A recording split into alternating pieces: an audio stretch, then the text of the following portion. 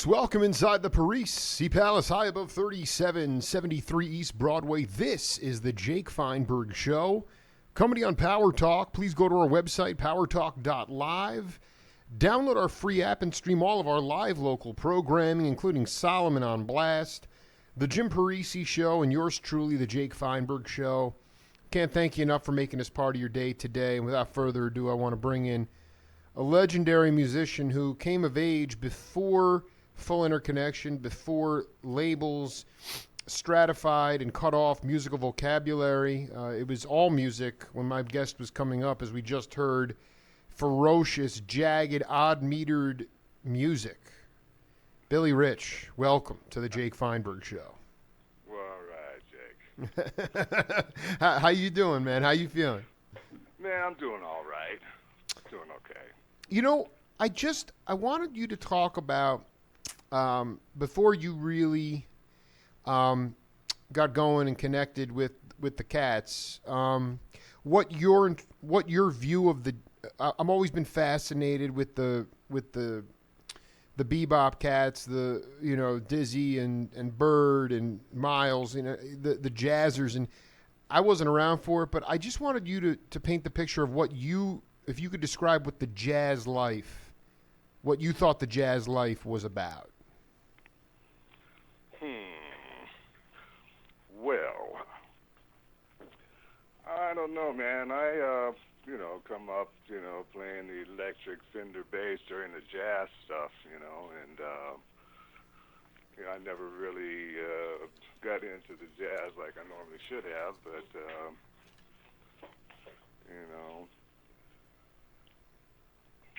I guess more to the point, what I'm getting at is the idea that just your philosophy as it relates.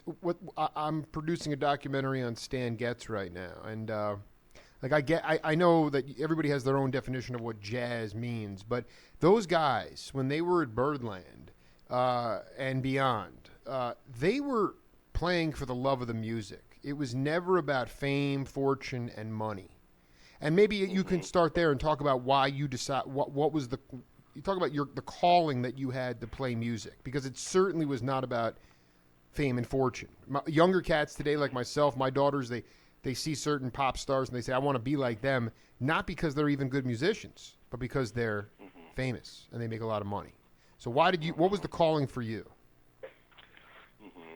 Well, I just love playing music, when I first started, and was doing the rock and roll and all of that kind of stuff, and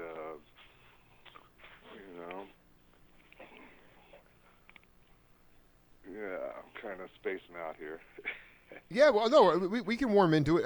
I mean, could you talk about the first time you heard the word rock and roll? Rock and roll, yeah. Let's see. All right. Oh man, you caught me. I don't know. I just woke up here. By the way, just for the audience, Billy Rich just came back from a gig in South Carolina with Taj Mahal. I'm just, you're going to have to get some coffee or whatever you need at this point, get you going here, man. Because you're talking to a master interviewer right here, dude. I'm not going to let you I've been waiting for this. I didn't realize. Let's just talk about that track coming in. That was John McLaughlin on Douglas with Buddy Miles, and it kind of seems like. Who was the first cat that you really started to cook with? Was it Buddy or was it somebody before Buddy? Let's see. Yeah, I guess it was Buddy, or actually the Whispers, Okay, it goes back like when I first left Omaha, I got out of school like 67 and left with the Whispers and ended up in New York, I was doing that little Temptation-like stuff with the Whispers for a while, and then Buddy Miles, I was working with him, and he played in a couple of groups I had back in Omaha. And I hooked up with him, with Buddy. I guess that's when the stuff really started to blossom then, We got with him in L.A., and then we were doing some stuff, a couple years with Buddy, and then,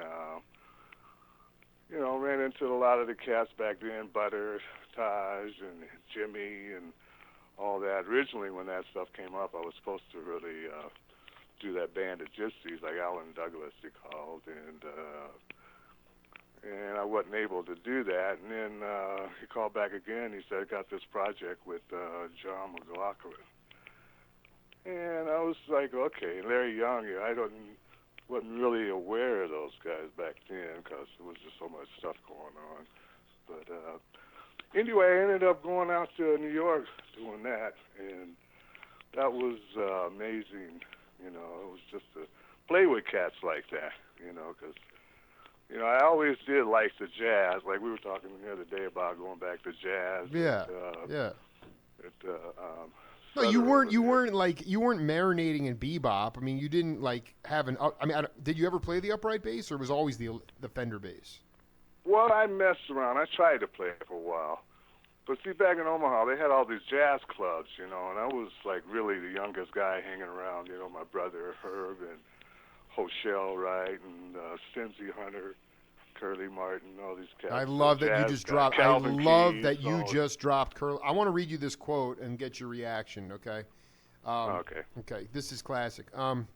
This is from my interview with Ronnie Beck, the drummer. Oh, Ronnie Beck. Yeah, Ronnie actually, Beck. what's really cool is I'm flying out to San Jose to do a Facebook Live video with drums and organ with him and Clifford Coulter in 3 days. So it's just classic. Oh, okay. So he said in our interview, he goes, people attribute my style to Oakland because I hung out in Oakland back in the day, but I'm from Omaha, Nebraska, and there was a lot of good music that came through Omaha.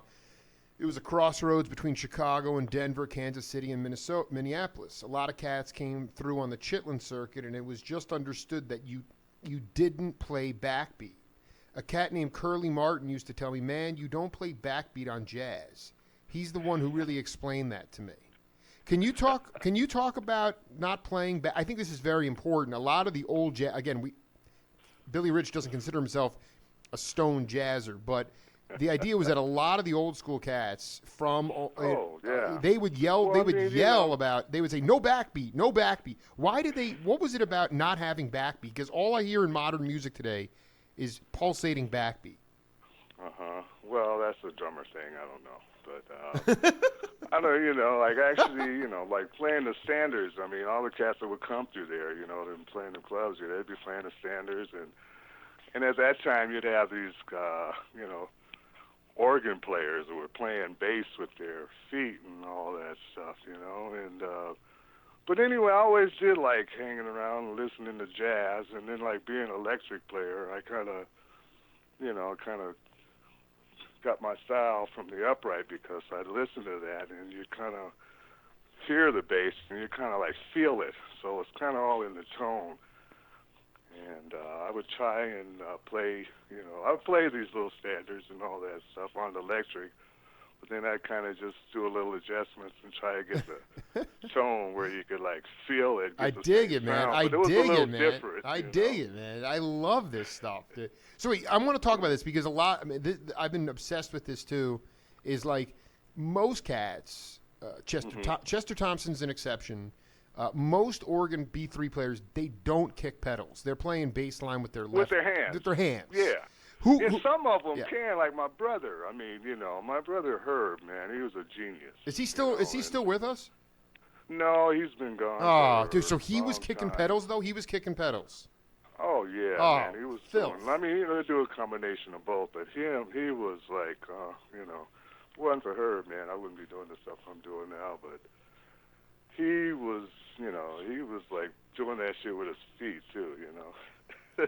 So, but you know, but yeah, you're right. A lot of them play with their hands on there doing that stuff. But then, you know, just to get the feel and the way it sounds, man, it's just, you know, incredible how they do that stuff. I'm curious about, you know, the idea of.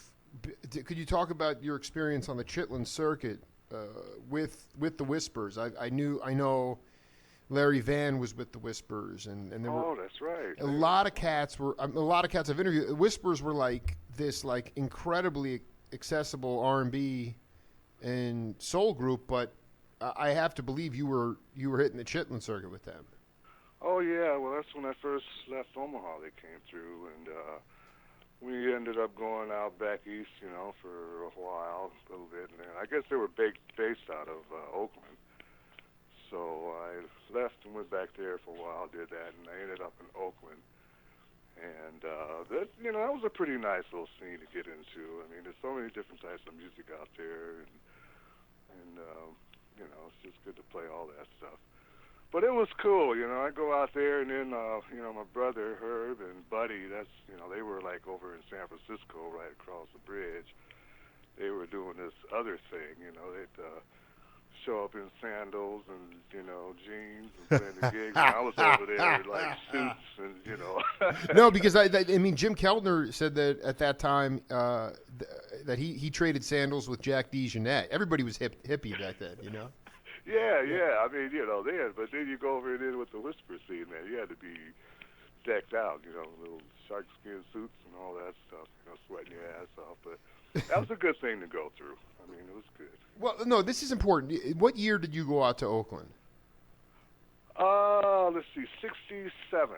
You were out in 67, and so I mean, were you like outside of the Whispers gigs? Were you hip to like Marvin Holmes and the Uptights or Johnny Talbot? Did you know that those Oakland bands and the kind of funk scene that was developing around there? I mean, people think Sly Stone started funk music, but it was going on well before that. Oh, okay. Yeah, no, it was like the Whispers. Was a couple of other groups out there that were all into that same type of thing. I can't remember all those names and all that stuff. Whispers and a couple other, groups out there. But no, it's So let me get this straight. Were you? Could you just explain like how Buddy was very close with your brother originally? Who was Buddy super close with that he went out there to San Francisco with? Well, back in Omaha when I, 67, I guess I had started a band out there in 67 before. I think Buddy went out there with, I don't know, who's that, Otis Redding or somebody he played out there with. But yeah, he used to work in one of the bands I had out there in Omaha. And, like Herb and Curly and all the cats, Buddy was just floating around, playing with everybody out there. And then he finally got in with Electric Flag on that stuff. And so I kind of knew him, all that stuff before he went out and done that. And then Herb, Herb was, doing all that stuff. I mean, he was just, Omaha, man. He was, he was the legend of Omaha? Like, I mean, dude, this guy was like playing like horn and playing organ at the same time. I mean, is that what he was doing? Oh, he could play everything. I mean, he could play organ, sax, guitar, pick up bass, play bass, pick up instrument, and play it almost better as the cats could play it. Plus, he could write music like he was writing letters. Stuff, He could compose like pitch. Wow. He was just it just came right. Could you talk about that though too? I mean, you're a pretty humble cat, but I mean, can you talk about on the bandstand when the music is coming through you from the heavens? Where you're it's not an out of body experience, but people talk about it's the music's playing them. Getting into that zone. Well, I mean, was that something that you felt early on too? I mean, that's what I'm getting at. Is your brother obviously had a gift, but a lot of people up there, in today's world, we deal with, the Billy Rich book on bass, Willie Weeks, James Jamerson, or there's books Kenny Burrell guitar, or this that. I mean, there's so much YouTube stuff. But back then, it was like, I mean, you listened to the radio one time, there was no rewind button. You had to develop your own individual sound. I guess that's the question. How did you develop your own? How did Billy Rich develop his own individual sound? Well, that's why I kind of switched to bass, because I started playing guitar. I played guitar when I was 7 for about maybe 3, 4 years or so, and then I would go. I listened to these bass players, John Station and a couple of these cats in Omaha. Henry Peters, I go and, I'd barely able to get into those places. My dad had to go with me in order for me to play some of these clubs because I was only about 7, 8, 9 years old. But anyway, I'd sit up there next to the stage, man, and I just feel the vibe of that bass coming out there, man. It was just like, it was just, just felt kind of, I just loved the feel on that instead, better than guitar. And I would hear what they were doing, and then I would I think they ought to play this a little different, But at that time, that's what I really kind of concentrated on, was just like playing the bass and just mixing a little bit of that guitar I had, a little knowledge of the guitar, and just kind of play a little different from everybody else and come up with, a different style. So I'd hear all of that jazz, which was, I really love that stuff, man. It get me going. And then, the R&B and, even to a little country, I listen to all that. So I just kind of like blend it in there and just try and come up with some different stuff, I just sit down and just practice and, just try and come up with something different. I dig. No, I mean, it's the question is, you see today a lot of the propensity of cats to play a lot of notes and show a lot of facility, and I wind up staring at the wall. And I wanted you to talk about how you made the notes round.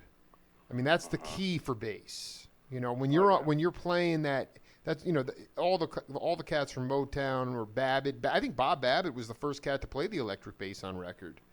But I'm just curious about how you made the notes round. That McLaughlin track that music is hard for me to get my ear around because it's so, I don't know, the only word that comes to mind is just sort of jagged.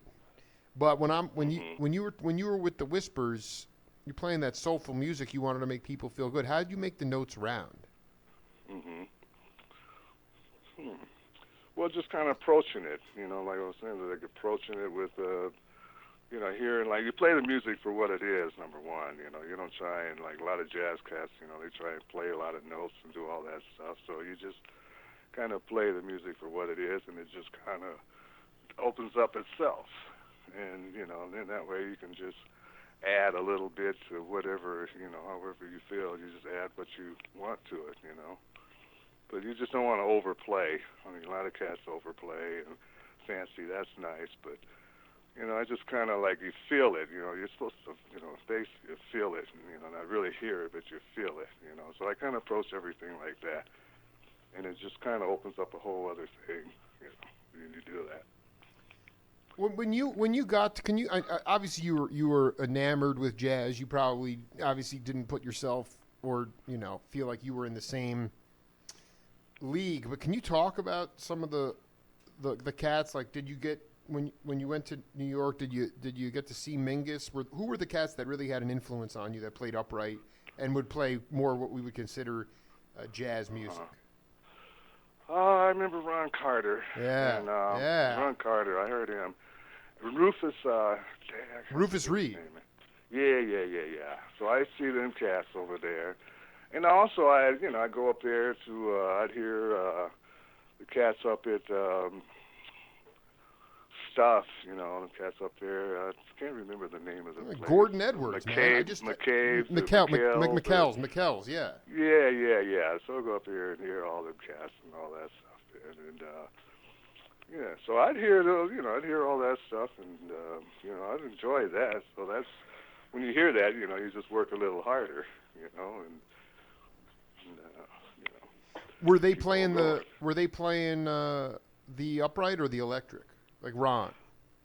Ron, he was upright. He's playing the upright. And Rufus. Yeah. I was just walking down the streets, man. I ran into this, he was out there playing this little gig. Rufus Reed, I believe. And, yeah, I just hear them cats in the upright. I mean, I just always loved upright. I messed around with it a little bit, Paul Allen gave me an upright a long time ago, and it just kind of sat there for a while because it never was set up right. But, upright, I just love the sound of that, and I also like the electric as well. So that's why I kind of try and sound like the upright on the electric. I want to read you this quote. I've done 3 interviews with Chuck Rainey. He said, Mingus pulled me to the side one time, and we had been playing a tune called Sweet and Lovely. He said the bass notes should be round and long. If you play them real long, it supports the sound of the ballad. I was playing the notes too short, which a lot of electric players do when they're playing popular ballads or playing jazz. Were these things that, like, can you talk? I mean, again, Rainey got his first 2 lessons on upright bass from Richard Davis, but Chuck was not an upright bass player. Was there some kind of, did you have people like, I mean, you mentioned you saw Rufus and Ron C. and these cats, but was there somebody that came along and sort of hipped you to sort of how to get that emotive and more sort of acoustic feel, round feel from the electric? Nope, I was on my own on that stuff. That's why I come up with all these weird different type of things, the style that I have. But no, I was just really listening to it. My phone looked like it was getting low. That beeping must have left it out all night. But no, I didn't have anybody to give me, bass lessons. At least I didn't pursue it or anything. So I was just kind of on my own, just, coming up with this and that. And turned out to be this, whatever this is I'm doing now. How did you wind up getting into the New York studio scene? It was not like that was a pretty competitive scene. Yeah. Well, out in L.A., when I lived out there for a while, and I guess I got into the studio clique out there for a hot second. Can't remember this guy, Trevor, used to do some producing with the Watts Stir Rhythm Blues band.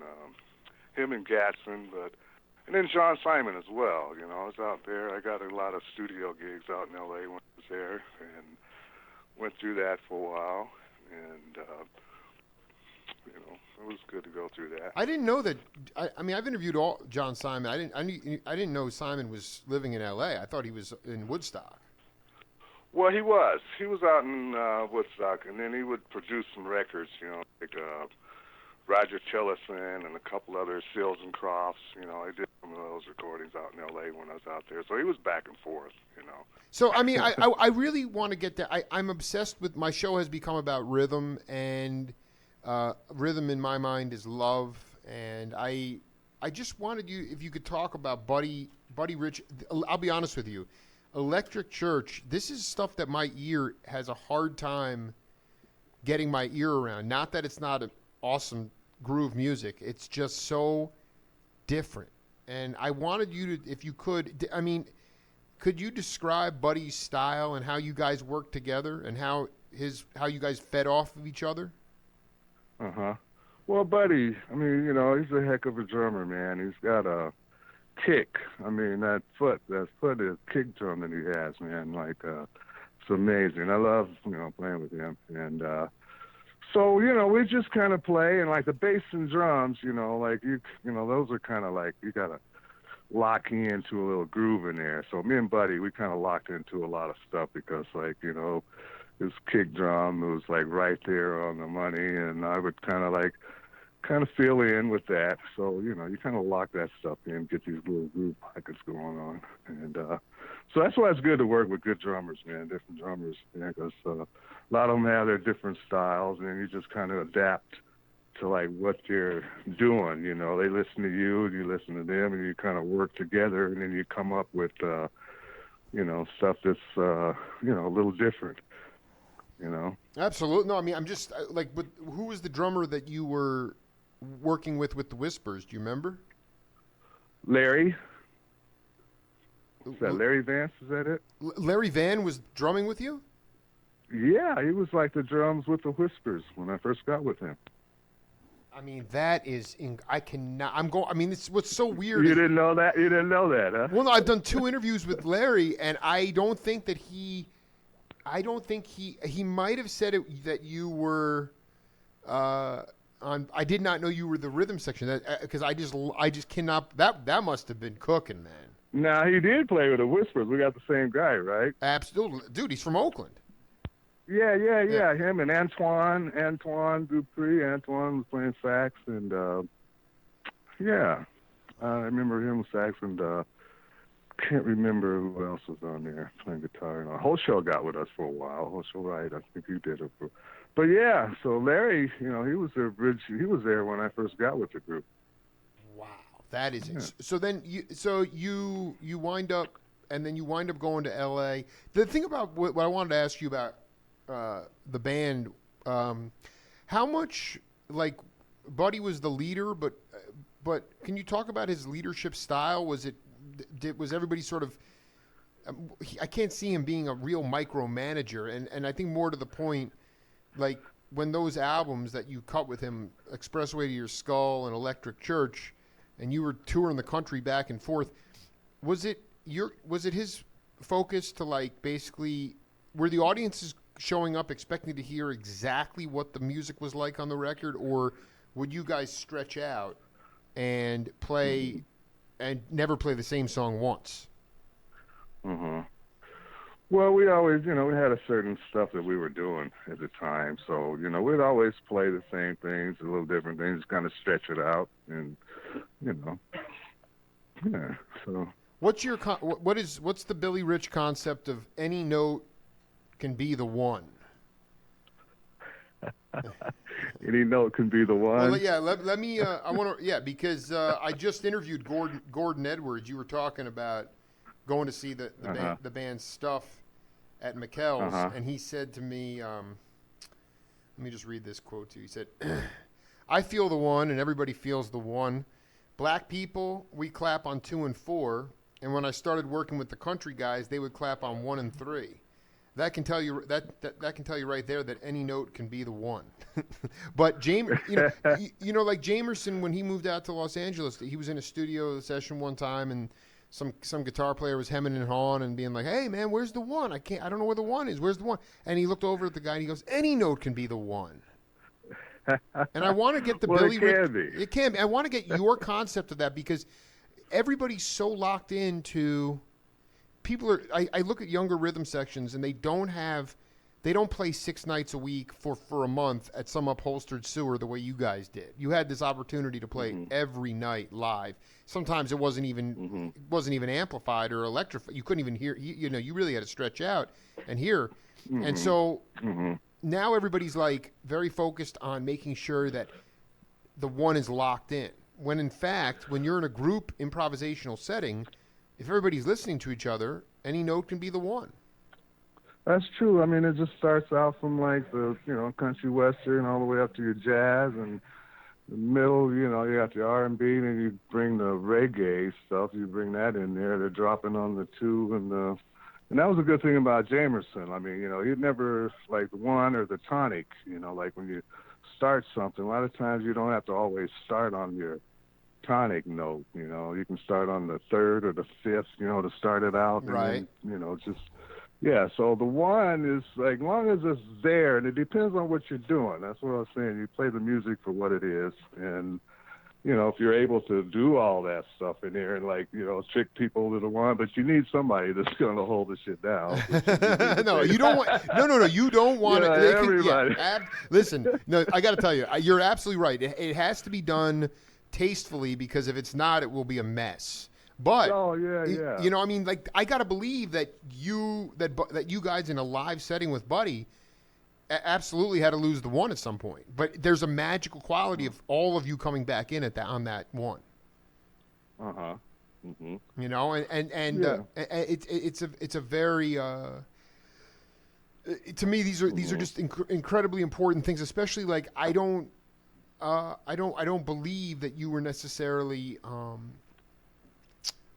referring to the music as a genre too. I mean, how much when you got in the studio originally, like with Seals and Cross, this Down Home album, well, I mean, can you just talk about your experience, like working with a cat like Simon, who's a genius? I mean, you were also on one of my favorite albums ever, at least I thought Dave Holland was playing bass on it, but actually, you're credited as well on some tunes. It was Journey, John Simon, which is an incredible freaking album, 1973. Oh yeah, that's right. Yeah. And that was done in New York. But what was the studio scene? What was it like to be in the studio? How were songs, like when Earl Palmer went out to L.A., they'd say, Hal Blaine was, told me, he's like, they'd say play like a rock feel, a rock beat. There was no word called rock and roll. It was like a feel. Mm-hmm. Was that the way it was with you Uh-huh. too? I mean, they weren't like, this is going to be. Did they use music genre terms, or was it? How did they express what they wanted to get across? People like Seals and Cross, for instance. Well, that's a good thing. You get the good producers like Simon. He knows how everybody plays, and you just gotta play the song for what it is, and you get a chance to open up and do your thing as well. Put what you want into it. So that's the ideal situation. Like if they want, I mean, if they want a rock sound or whatever beat they want, you kind of go with that. But then it's good where you have a chance to add your own little stuff in there as well, and without messing up the whole song. So that's a good thing that I kind of learned. It's just like playing the music for what it is, play the song, and but then being out in L.A., doing all that recording stuff, man, I don't know. I did a lot of that when I was there, not but you go in and you record it, and as soon as you finish, okay, that's it, and then you're out of there. I mean, you don't really live with the stuff with it. You just go in and you're there a couple hours, recorded, you do it, and then you're gone. So Absolutely. that's there's a lot of cats that are I mean be a studio musician. I mean that's a good thing. That's not an easy thing to do. I mean because they don't have time to be in there all day. Like running tracks. But it's Were all you that were stuff you is doing kinda, were you able to read music at that point? yeah, I could read the chords and stuff like that, chord changes, like the fake book, playing your standards and all that stuff. Yeah, I could read But I mean, music. if And I somebody wasn't really came good in, on the notes. yeah. But I mean, if somebody threw some, because some of those cats like, Wilton Felder, when he changed to electric bass, I mean, that guy could read flypaper. I mean, if you went into a session and they threw chord charts in front of you, you could pull that off no problem in the studio. Yeah, I could pull that off chord charts, but like when you get all the little notes, the dot dot dot dot, that little stuff. But that's like, but yeah, if you have like a chord chart of the stuff, that kind of, as long as you see where it's going, then it opens up for you to, add your little stuff in there. But if you got all these little written notes that they want you to do that exactly like that, it's like problem. I mean, But you keep saying about like these, you can do your own thing, your little riffs. I mean, is there something original that you feel like that is your voice, that you own, something that you do specifically on the electric? I think so.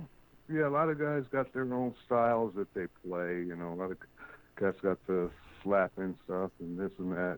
Like Chuck Ray, he's got his thing there. Gordon, they all have their nice little styles going on. And, mine, I don't know what I'm doing. I just, I got mine. I don't try to, as much as I love Jamerson and all these cats, Jocko, I listen to them, but then if I play a song, then I just listen to it, and then I just kind of play where it's comfortable for me. And, I just kind of do it and make it work. And if it works, it works. If it don't, let's practice a little bit more. Like you, so you're marinating in the studio scene of L.A. I mean, you're part of the union, I would assume. You were getting checks.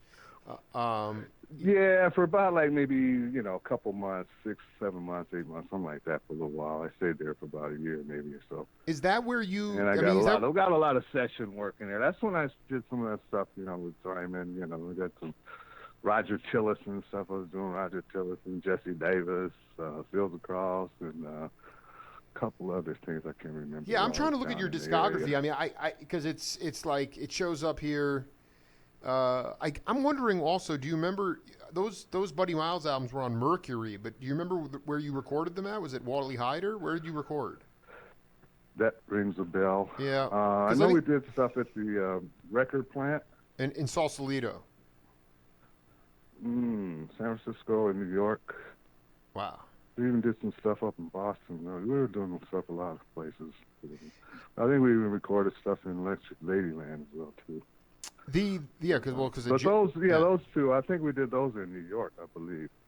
Some in New York, a record plant, and then a little bit in L.A. But did for the first time that you came across Taj was when he played with Jesse Ed Davis at Whiskey A Go? When did you meet those cats? Okay. That was like in 67, 68, I can't remember. That's when I got with Buddy. We had a grand opening at the Whiskey A Go, and everybody was there that night. You know, that's when of course, I seen Taj a little bit before then because we were, we had the same management, the 9000 Sunset down there, and really, so I would kind of see him at some festivals and stuff. But yeah, everybody was there. We had the opening at the Whiskey. I mean, the Pointer Sisters, Chambers, Brother Leon Russell, Dr. John. Oh, I love it. Taj and Jesse Ed Hendrix, Davis. I mean, this is a Jesse Davis. Oh. Yeah, and so everybody was there that night. So that's what kind of opened up the doors for me on there, and from that point on, things just kind of opened up. Well, I mean, you're on some of these seminal albums, so I mean, at a certain point, you're with Buddy, and then what was the incentive for you to move back to upstate New York, if that's where you did move? Let's see. Well, a lot of the stuff was going on, like Butterfield. Like I got with Butter at the time, like he was living in Woodstock, right? And then at the same time, like I got with Taj, and we were doing the tuba band, that Howard Johnson tuba thing. So we were, Howard Johnson, and we were up in Woodstock. We were rehearsing for that. We'd spend a lot of time up there. So between all that stuff, I was up in Woodstock a lot between Butterfield and Taj doing that, and then Jeff, and then John Simon as well. That little Bearsville, all that stuff. So I was able to spend a lot of time up in that area. So that's how that happened. Well, I mean, I guess when I interviewed Taj, I just want to read this off to you. I mean, this is the most insane band, the Real Thing band. Billy Rich on bass, and by the way, it lists you on bass and then electric bass, but you didn't play upright, I assume. No, it's electric. Right, electric. Greg Thomas on drums. All right. Yeah. And then John Hall, who I think was a congressman. That's what I hear. He was a guitar player. He had a percussionist, Quasi. Quasi. I can't even pronounce the last name. His nickname was his name was Rock. Didgeridoo. Yeah, Joseph Daly on tuba. Joe Daly, and then I'm trying to look for Hojo here too, but Earl McIntyre. So I mean, Earl Mac, yeah. I mean, was that? Yeah. I mean, when Taj told me, or Howard told me, nobody's even come close to. What was special about that band? Why is that? Because I think it was either Howard or Taj told me, no one's ever even come close to replicating anything like that. No, I haven't heard that either, man. Like playing with all them four tubas and the bass. I mean, it was like a bunch of elephants wrestling on stage or something. That's my question is because I mean, you go back to. Wow, I just have this flash. I just have this serious flash. Did you ever play tuba? No. Okay, but because I mean, tuba was the bass for a long time. So I mean, before the bass? And I'm just curious, like, how you worked it out so that you weren't stepping on each other's toes, like with all those tubas. Well, that's the thing about it. That was the beauty of that, because when he first come up with that, I was like, wait a minute, we got too many basses up here, I was like, whoa. But then you get like Howard Johnson, him and my, Howard, my brother Herb. Those are two geniuses that I know. I mean, like Howard, and I mean, the way that like we put that stuff together, we just kind of like. We didn't step on anybody's turf over there. I mean, we were able to work together. Like the tuba bass lines would come, and then I'd come with the bass, and we just kind of that worked out perfect. I was surprised how we did that, but thanks to Howard, and his writing chops and the way he approaches that stuff. He kind of listened to what we were doing, And from there on, we kind of, he just kind of added the little tuba stuff in there around what was going on. He did a beautiful job of that stuff, not, messing up what was originally was going on, with the band. And, he came in there and just added some more stuff in there. I cannot wait to go back and vet. I used to have this album, and then I was like, I never thought I'd be able to connect with Billy Rich. Thank you, Chris Parker. And now I got to go back and listen. I was thinking about that. I was like, it's like we're running out of guys to interview back in that era, It's Billy. I got to tell you, man. There are a lot. I mean, you just rambled off all those cats that were at the Whiskey A Go-Go for that big opening with Buddy and Taj, or you played on that. Oh yeah, it was more there. Look who's gone. Leon's gone. Jesse Ed. Man. I mean, the list goes on and on, but. There's actually a lot still cooking. And so I'm just curious, like how did things wind up with you, and how did you and Buddy wrap things up as far as collaborating? The albums came and went and that was it? How did that? Well, Buddy, that guy, I mean, back then, we did have a chance to do some other things later on, like Andre Lewis, I think I did some stuff with him when I was out. Oh, by the way, you also worked with Jackie Lomax, too. That was another kid. Jackie Lomax as well. Yeah, I forget all. Yeah. But, Buddy, we did some stuff later on. Like Andre, he had this group, Maxan. I don't know if you're familiar. Andre, I'm not even hip to that. Yeah, Andre played with, give me your Dirty Love. What's the guy's name? Dirty Love, Frank Zappa. Oh, Zapp. But anyway, yeah. And then he did a couple solo albums, Maxan, which Andre Lewis, he was with Buddy for a while. But anyway, he moved over into Germany, and I guess after they knocked the wall down, the cats were partying, they gave him some bucks, to do a project. And he flew me, Buddy, Marlo Henderson, and Stimsy Hunter over to Stuttgart, Germany. We lived in the studio there for like about a month or so. We had access, and we recorded this. We recorded this album called The Mighty Rhythm Tribe, featuring Buddy Miles. That was some of the best stuff that we've, but it never got released because it's a long story. But thanks to B on there. But that was some good stuff, man. I wish somebody could hear that nowadays. Well, I mean, anyway, no, hold on a second. Hold on. Let's just. Billy Rich is just waking up on a Monday morning. Let's put this track in, and maybe it'll bring back some memories for you. Okay? Oh, okay.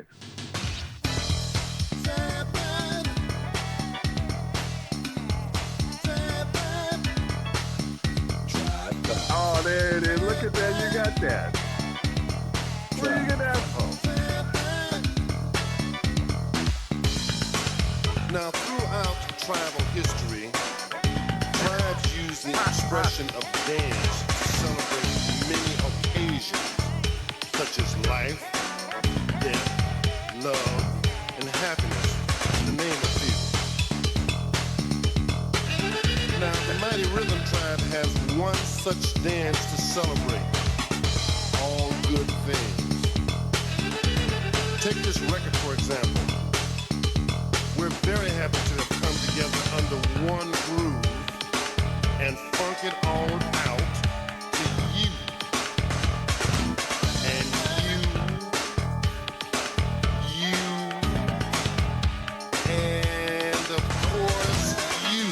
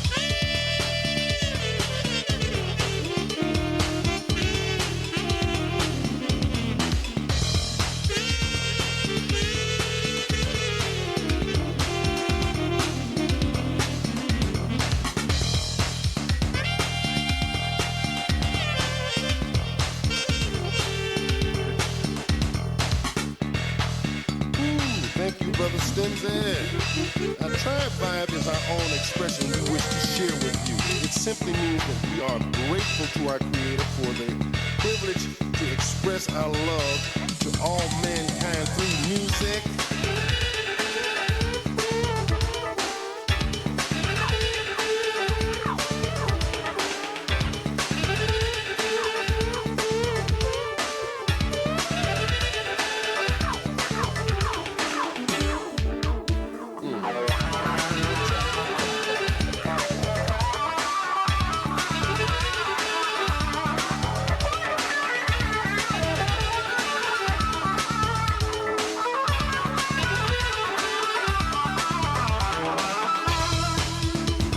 Now that you've heard the tribe, we wish to make you all honorary members of the Mighty Rhythm Tribe.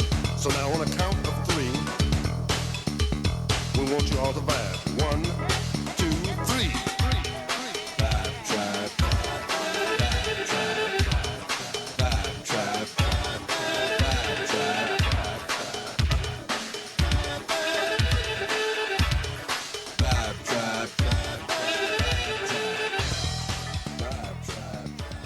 Music on the Jake Feinberg Show, brought to you by Butch Diggs and Diggs Dental, Craig Kretzinger of Allstate Insurance, Abbott Taylor of Abbott Taylor Jewelers, Ted Goldfinger and the Desert Heart Foundation, and the Jewish Community Center of Tucson, Arizona. And we are so thankful for their support so we can play rocking tracks like that for my man, Billy Rich. My man, the entire album was ripped, and every track is on YouTube.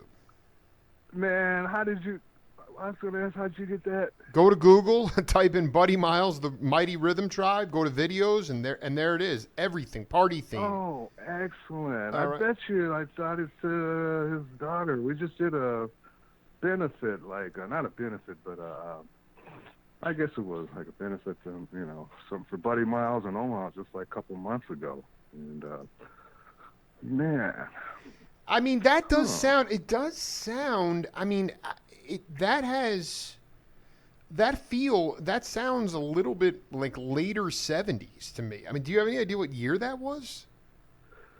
First of all, you're funking it, man. There was nothing that sophisticated. You were just locking it in, man. You were just dropping the hammer on that thing. Oh, it must have been like about 25 years ago or something, 20 years, I don't know. Well, when did he pass? When did he leave us? Maybe about about 10 years ago or something. I can't remember. Not that long ago. Let me There's so many cats. Yeah, so 1993. You went to Switzerland, is that right? No, we were in Germany, Okay. Stuttgart, Germany. Was that in '93? Because when did they knock down the wall? I can't remember. Well, no, you know what it is? It was released in '93 on a CD out of Switzerland. I'm just trying to get a handle on these cats. Pat Henderson, Marlo Henderson. Yeah, Marlo Henderson. Marlo Henderson. I mean, this is badass. This is unbelievable. Unbelievable stuff here. Yes, man, I'm glad they finally got that stuff released because, I had a copy and Andre, I think he lost his and, it was like, wow. Andre Lewis. That's good. Yeah, man, you are Lewis, good to go, brother, man. I mean, because this, I mean, you're in fantastic shape because this is, you got the full thing on YouTube now. I wanted to talk to you a little bit about how you view like with Taj. I mean, obviously you're there, you want to get it right. Like Rocco Prestia from Tower of Power. I mean, badass. And I was just transcribing an interview I did with him, and he was like, he said, Stanley Clarke or Miroslav Vitruvis, the guys that were adding the bass as an individual voice. He goes, there's room for all of it, I think. He said, but for me, he's like, I'll throw a fill in here and there because what I really want more than anything else is to just get it right. I just want to get it right. Mm-hmm. I want to get the song right. And like when you go play live now, especially with Taj, what are the priorities as a band in order for you guys to raise the collective consciousness of the audience, because what you're dealing with today that you didn't deal with back with Buddy and Jesse Ed is the smartphones and the distractions. And you're dealing with people that are not necessarily going to engage in a spiritual experience. I mean, Art Blakey said it. He goes, my job is to wash away the dust of everyday life for those patrons who are coming in to check me out. So, I mean, I'm just wondering if you guys, how you deal with today's modern crowds. I'm sure you get older cats showing up and they're locked in, but what's the key ingredients in order to raise that collective consciousness and everybody has that sort of, briefly magical experience in the live setting? Well, I don't have to worry about that stuff. Ty's got to worry about that stuff. Dude, you're just a hired gun, man. Yeah, I don't got to worry about that. But I just, that doesn't, bother me. A lot of times it's good to feed off of the audience out there. I mean, they're sitting up there, you can get eye contact, they're looking at you like they're right there, and you can see right there, and it can be distracting, but, if you feed off of that and just kind of play, do your thing, do what you're supposed to do, everything is good. I don't mind that, It doesn't throw me, it doesn't distract me or anything. As long as I know the music and I'm kind of confident about that, I can deal with anything pretty much. So how did you meet Butter originally? I mean, Butter wasn't in L.A. I mean, but I mean, the next thing you know, Billy Rich is playing probably at the Joyous Lake, I mean, how did you wind up with Butter?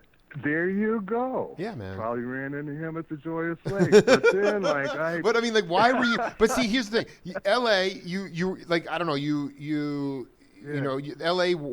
did it. You did your thing, but then you actually directly moved to Woodstock, or did you go back to New York City?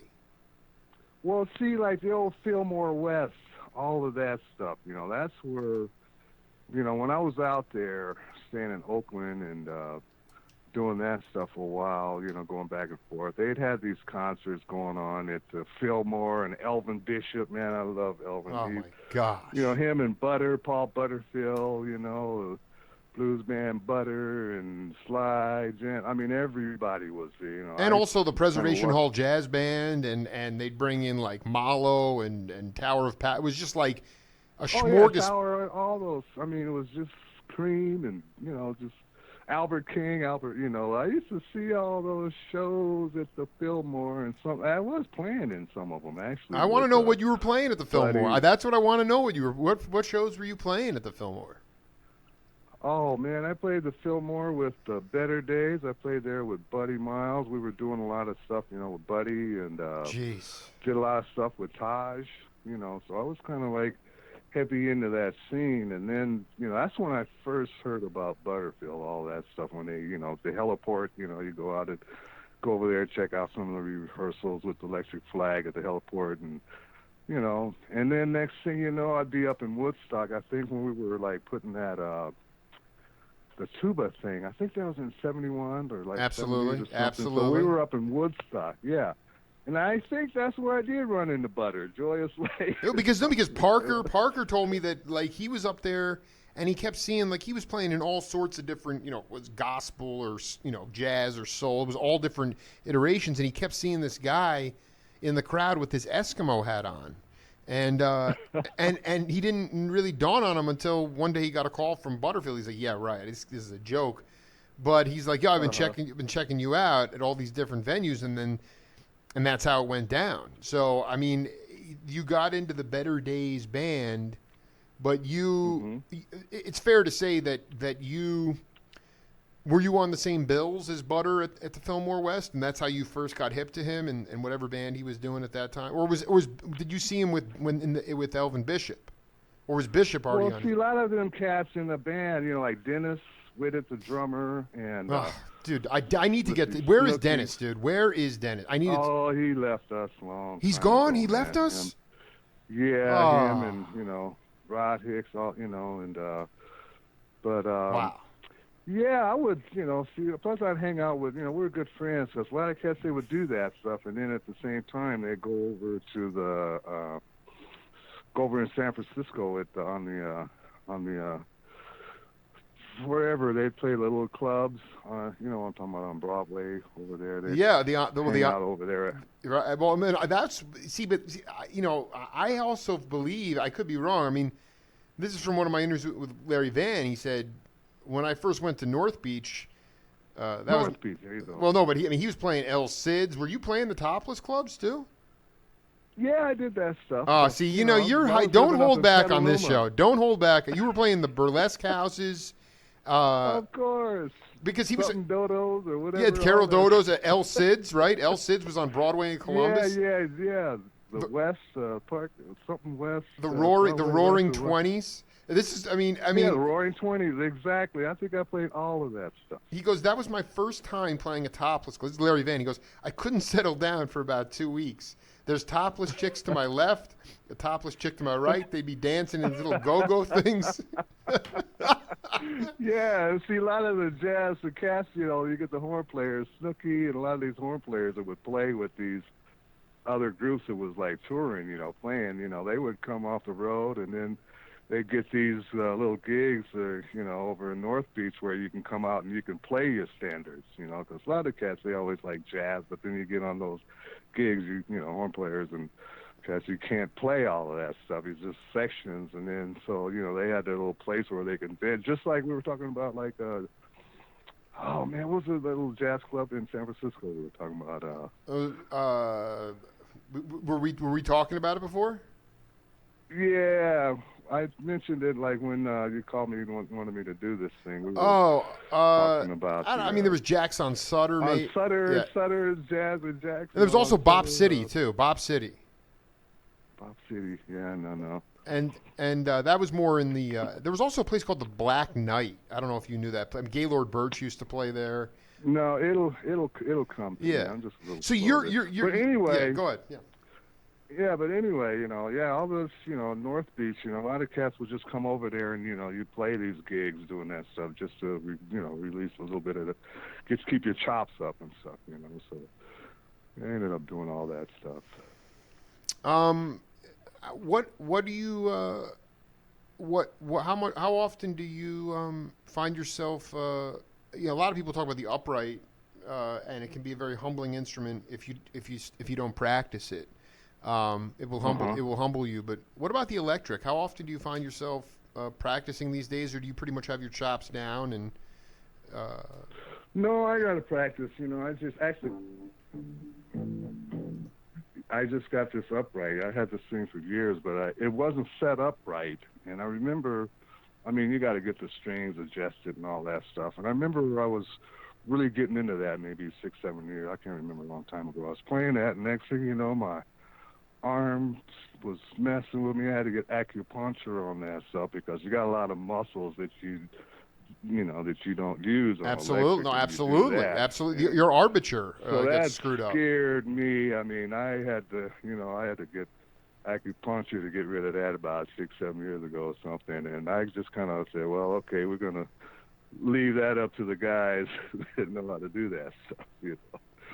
And but anyway, I just got this thing set up, you know, upright. I lowered the strings and everything. I wish I had done that a long time ago, but you know. So I don't know. I'm still messing with it a little bit. I think I'll mess with it a little bit more. But yeah, I still got to practice. You know, right now it's, you know, if you don't do that stuff, they'll leave you. You know, so I'm kind of in the process of doing that right now. Got a little stuff coming up. I'll be getting a little busy here, so I just got to. What do you got going on? Here. I mean, anything other than the Taj gigs? What else is going on? Let's see. That's about it. Just some Taj stuff coming up here. You guys going to come to AZ at all, or I mean, I'd love to come hang with you, man. I don't see anything right now. I've seen a few little dates coming up here, but I don't see anything in Arizona right now. I just found out a couple of days ago, just getting kind of itinerary, just getting things, you know, see what's going on here for the year. But I don't see anything right now down that way. But well, I was gonna say one thing I wanted to talk. You said you did a little bit of recording at Electric Ladyland, but you also looks like you did record with Jimi. Is that true? Jimi Jimi Hendrix. Moldor? Or who? Jimi Hendrix. Oh, Jimmy. Oh, yeah. Yeah. Yeah, I did some stuff with him. They finally released it on that Martin Scorsese's, I believe. He did a little release something with Jimmy, and with some tracks that was unreleased, and they finally released that stuff, but yeah, I was like, telling everybody, you play with Jimmy? Yeah, yeah. They're like, yeah, right, but man, yeah, we were hanging a lot, man. I was originally supposed to do that band of Gypsies, and but I didn't do that. But Jimmy, man, yeah, we were there's a place in New York called The Scene, and every time we get together, man, we'd be in the same city. We'd like end up playing together in L.A. And I remember we was doing a little wedding here at a little park. Me and my brother Herb, a little park here in Denver, and Jimmy was playing big Mile High Stadium, and we were out there, and then he pulls up in his limo, and he jumps out, and next thing you know, we're like playing with Jimmy in the park, and then all these bikers and everything show up, and the cops come. So they had to Wait, hold on a second. rush him back Hold in on. the car and get him This to is the so gig, epic. This is epically classic. His main gig was with the band of Gypsies, but he showed up at this park where you guys were playing, just got out and started jamming with you. No, yeah, this was before the band of Gypsies. This was like when he was with Noel and the other guys. Sure. It was just, the experience. This was like, yeah, he came into town, him and my brother, and of course I met him, a couple, like in L.A., I think that night, when we first played together that night, he sat in with us, like, with whiskey, and like that night it was magic. I mean, you're talking about some magical shit, like I knew at that point, man, we just kind of clicked. I mean, it was some stuff going on that was like, we got to get together, and so ever since that night, we were like New York, we'd meet up, we'd go jam, and we was over in London, everywhere we go, we'd always try and get together, and and I was, I said, well, we're going to have to do this, and he finally called to do that, and I wasn't able to do it because I just got out of the Buddy Miles, and I had moved to Denver. I was here for a couple months, and a friend of mine just had a project, and he sent me some bucks to move. That's when I moved out to California, and we were just getting ready to go on that, and that's when he called to come to New York to do that, and I wasn't able to do it, so I kind of said, well, maybe we'll do some, further on down the road, but he's gone. He left us a little soon. What did you have some, like, so you had a new gig, but part of it was like you didn't necessarily want to, because you and Buddy would have been the rhythm section, right? Yep. Well, at that time, I was just out with Buddy for a couple of years, and I had some other things going on. I kind of got drafted, in the service, and I finally got out of that stuff. That's why Jimmy produced this song that me and Jimmy, like on the Electric Church, called 69 Freedom Special. Wow. Jimmy produced that, and he come up with the title. I was going to call it Clap or something, and I was telling him this story. I finally got out of the service, in 69, so he was like, well, why don't you call it 69 Freedom Special? I was like, hey, okay, Jimmy. Well, okay, so I mean, dude, Billy Rich just getting his first cup of coffee in him right now. We're hanging out. Let's just take a listen to this 69 Freedom Special. This is a song that was written by, now, it says it was written by Jim McCarthy, Bill Rich, and Tom Hall. Tom Hall, yes. Is that Tom T. Hall? Yeah, I started That's the country out, cat? And they had to.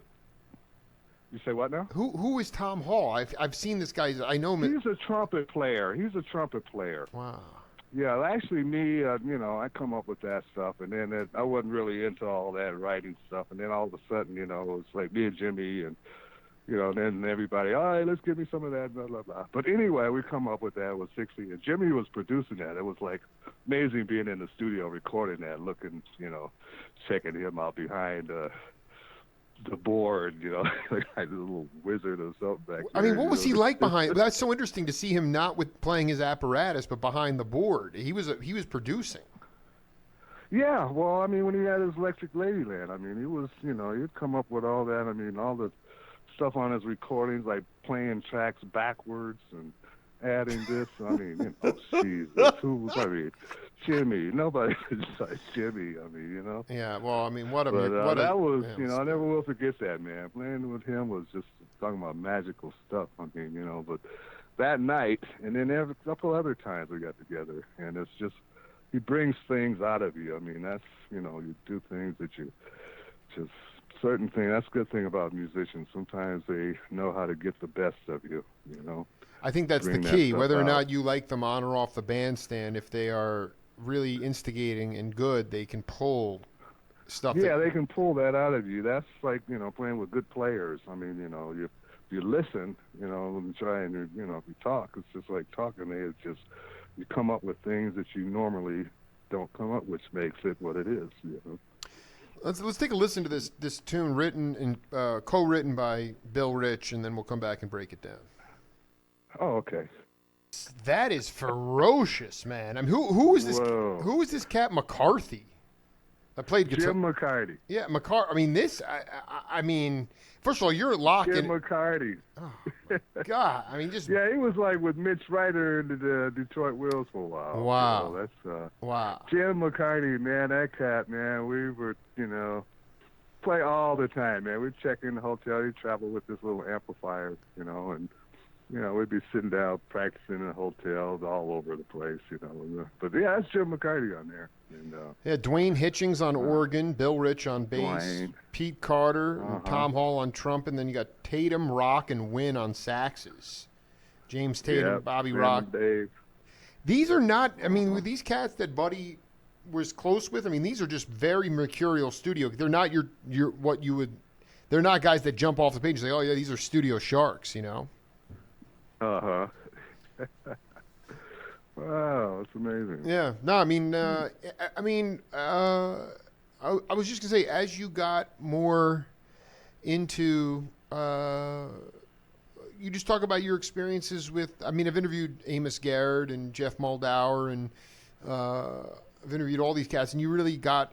Did you wind up living in Woodstock for a long time? Not a long time. I just spent a lot of time there. I didn't actually move or have any houses there or anything, but I spent a lot of time there. So you would like. Yeah. So how would they would? Where were you living, in the city essentially, or where were you at? I would stay, let's see, a couple of different, I'd stay at hotels up there. I'd stay at, they had a little condo or something. They had a little band thing that they rented for a couple of months, when we were doing that stuff. And let's see, sometimes I'd stay with Simon, not too often. But yeah, we'd just have little condos up there where we'd stay. They had all these little apartments back up in the woods up there, Oh yeah. stuck out, where I'd stay up in there, rehearsal places or whatever. They had the band. I think it was band houses or something. Yeah, because that's, like Albert Grossman was up in there, and Butter lived there, and they had like the houses where people would just come and hang out and just stay there. And so that's what I kind of, did that with Butter, and then I think Taj had a place there. So it was like, one point, I was like, damn, in Woodstock. So I'd go there and go to the city, and have a little time off, go down to New York. It was just like, hour and a half drive or something, and jump in the rent a car, go down there, and come on back. And, Did you hang with Levon and the band at all? Well, yeah, Rick Danko, like, I'd see Rick a lot, we'd hang out with him, and Levon, they were kind of, I'd run into him, because the town wasn't that big, No. Like, wasn't that big. I'd see Lee Marvin. I mean, everybody. You run into cats just walking down the streets, and, But yeah, I did hang with Rick Danko and those guys. I'd see them a lot, Yeah. I was going to say, did you have, outside of the studio work and being on tours and whatnot, did you have a band like in the city? Like, did you, like with, that you just played with outside of any, was Butter's band or Taj? I mean, those were very well established, but when you weren't on the road or in the studio, did you play in New York with any bands? Let's see. Nope. You haven't heard my CDs, I take it. Not yet. Oh, okay. All right. I got 2 of them that I got out there. I need to hear them. That was like why I was able to play all of this stuff, without overplaying, and at a point, I remember it took me all my life to come out. Like the first one, The Fever, Bill Rich. It's like a CD called The Fever. That's been out for a while. And I just released another one. It's been out for a while, maybe 4 or 5 years or something. It's like, Can You Feel It? So you ought to check those out, man. There's some good stuff on there. I was like able to, play little chops on there. And then like, when you do the other gigs, like with Taj, everybody wants you to play this and that, but you can't, you can't go like Karina and start slapping on there and shit, slap bass on Fish and Blues. But, yeah, so I was able to do that, just to, come out with my CD and, let some of that energy out of there that I wasn't able to do on a lot of these gigs. So I kind of, spent time kind of working on that, trying to get some. I said, before I leave, I want to have something where I can just like maybe listen to, at least get something out there. And that kind of helped me a lot, settled me down to keep from, overplaying on a lot of stuff. And, so, but then, yeah, I would do that. And I used to, that's what I'm playing a lot. I used to play with a lot of different people. I'd spread myself pretty thin, man. I go out on tour and I come back to Denver and I was like playing like 4 or 5 different groups here and there and running all over, and I just kind of, was like, whoa, that's okay. And then after a while, I just kind of, concentrated on doing my CDs. I got that stuff out, and so now I don't really, I'll do a few gigs here and stuff like that, but I don't, like, Taj is keeping me busy enough here. Well, absolutely. You got to sing. You got to sing for. You got to sing for your supper, and that's still that. That was the thing. When I've interviewed Billy Cobham 5 times, and he said, nobody, the only cat that could open or close for the Mahavishnu Orchestra was solo Taj solo. Oh yeah. Singing, telling stories and singing songs. And that to me is like, because Mahavishnu would blow you right off the stage. But he's the one cat that was able to do that. Before I let you go, man, your brother, can you just talk about his significance in the music world? It seems like he was your main mentor. Oh, he was. He was like started out everything, and for a lot of cats in Omaha, like growing up, Calvin and Stemsy, Curly, Ronnie Beck, all they, you mentioned Herb's name, and they'll tell you like when he first came out with like the Electric Flag, he wrote all of that stuff, all the arrangements and the horns and stuff. I don't think he got any credit. Are you kidding me? No, I'm not kidding. I think that's what kind of messed him up a little bit there, So you're telling me he gave the material to Buddy, and then it just got lost in the shuffle, and he never got credit? Well, Buddy was, I don't think he had a whole bunch. Well, I guess he was fronting the Electric Flag and stuff, but I was just kind of looking. I don't know really what happened all on that stuff, but I do know that he was writing all the charts and all of that stuff on there for the Electric Flag. That's why and even before that, man, he would like write stuff. Shit, he was a genius, I think. He was a little weird, man. He was like, a little spaced out there. He was like, he was out there. But can you tell me a good Calvin Keys story? By the way, Calvin was one of my first guests ever. Calvin is cool, man. Such a cool cat, man. Did you hang with him when you were? Did you play with him in Oakland? Was he out there at that point? Let's see. I think he's been out there all the time. He came out and did some stuff with us with Taj one time on the cruise that we did. Like Calvin played guitar with us. Get out of here! Calvin was out on a cruise with you. Calvin. Yeah, I freaking love Calvin. No, because he went. He got it on the radar. He was playing with Frankie Edwards and Gads. He was breaking bread with Gadsden back in these organ trios. And then, he wound up. I guess he was down in L.A. at going to but I'm just wondering because now he's out in Oakland now. He's out there. Yeah. And there was a cat here named James Van Buren Like I recorded some couple of CDs with Calvin. He was on that stuff as well. Wow. And back then I was the youngest one. I was like 7, and I'd go around and hear Calvin and all these cats at the Allen Showcase. I was like, Oh, this is great. barely getting into that stuff. They were a little older. They were older than me, so I was looking at these cats. They were mentors, like growing up, and. But me and Calvin always kept in touch, man. I had a chance to do some gigs with him, to play with him with Dodge, and then some recordings here with James. And, Calvin's, man, I love him, man. He's a beautiful, beautiful person, and oh yeah, and just an incredible player. So I mean, yeah, please we could pick up and do part 2 in a little, down the road. I just would love. Please friend me on Facebook, because when I go to interview Ronnie Beck in a couple days, I'm going to be talking about your brother. So, okay. Let's, I'm going to be, that's going to be going out to the world. So, I just, okay. I appreciate, I sent you a friend request. So it's Jake. Okay. Yeah, I've seen that. I'll friend you up. I'll hit you up. I'll friend you up on there, and check out the Can You Feel It? I will, and I'll send you a copy of this interview via email. Also, I'll be transcribing some of the great stories that I was able to pull out of you today and throw them up on Facebook. People, this will be bouncing all over the place, man. And yeah. Okay.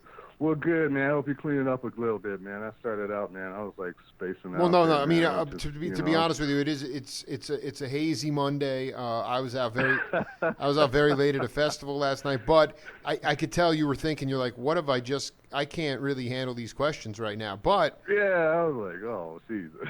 But no, I mean, at some point too in the future, are there any places to play in Denver that if you would like to that you would play at? It used to be places all over the Peck. The Peck is a little club up here, but I don't know what it would take for me to get out there and do some of this stuff. I do some little private gigs and stuff like that. But I'm gonna have to get a little bit more active here. I'm gonna, have to come up with something here. I would just find something to start something or something, where I can get a little bit more busy because. This last year I didn't do a whole bunch, and this year I think I want to be a little more active. So, we'll see.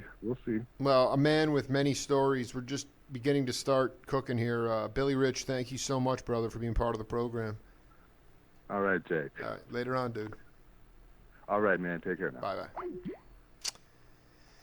Legendary bass player Billy Rich. We will be back tomorrow with just more guests all the time. This is the Jake Feinberg Show. Peace.